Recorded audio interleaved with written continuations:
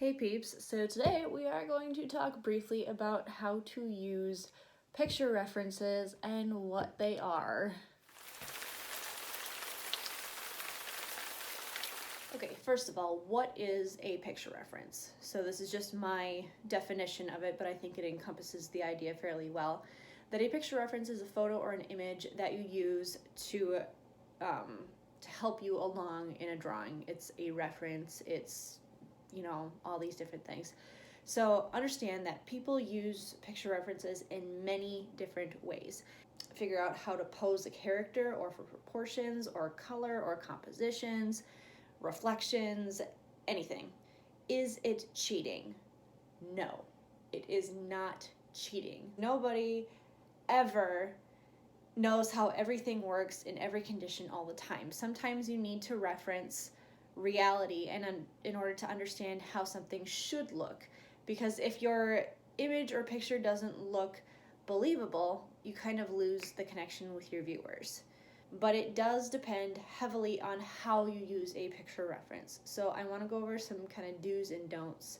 Here's some things that you should use a picture reference for: to see how lighting works, because light is kind of the thing that makes it believable. Absolutely, lighting always. Color schemes, or how color is affected in a certain environment. Yes, use photographs. Absolutely use photographs of real life imagery to help you with your artwork, because again, you're referencing reality. It makes your image more believable. For poses, for facial expressions, and absolutely use several references. I actually prefer using several different picture references, and I'll get into that in just a second here. Here are some things you should not do. Do not copy. Story time. I spent probably the first 6 or 7 years of my drawing career, if you want to call it that, copying photographs. There's a time and place for this. You can absolutely learn from copying photographs, but that was like my primary go-to, and it created some very, very bad habits that I am still working through like 15 years later. If you're going to copy, do it in a way so that you're learning something. Understand that depending on how you use a picture reference determines how you will be able to use your final piece of artwork. So if you are copying, you can't sell it. So keep that in mind. If you want to sell your final artwork, then you need to either find a commercial free stock photo, or you need to use several different picture references, use them sparingly, and, or even better, take your own picture references.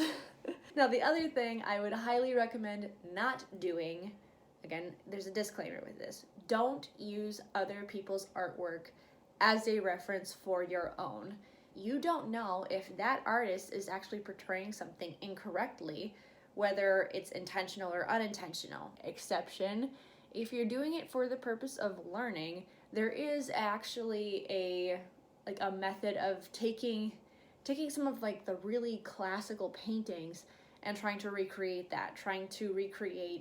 in a way that you're learning how to use the color, you're learning different techniques on how classical painters painted and whatnot. But again, if you're going to make something that looks very identical to your picture reference, do it in a sense that is for your learning, not for selling the final image. Disclaimer, I am not a lawyer. I do not know all the things about copyright laws, and to be perfectly honest with you, I think a lot of them are quite confusing. So do yourself a favor and just use picture references sparingly, and only in the way of referencing your environment or a pose or something, but so that it's not recognizable to your final image. That's my take on it. So take it all with a grain of salt and go make your art and do your thing. If you like this video, make sure to get on my email list. That's where I will send updates on new videos, or new products or giveaways. It's all the good stuff. So get on that, and I'll see you later, peeps.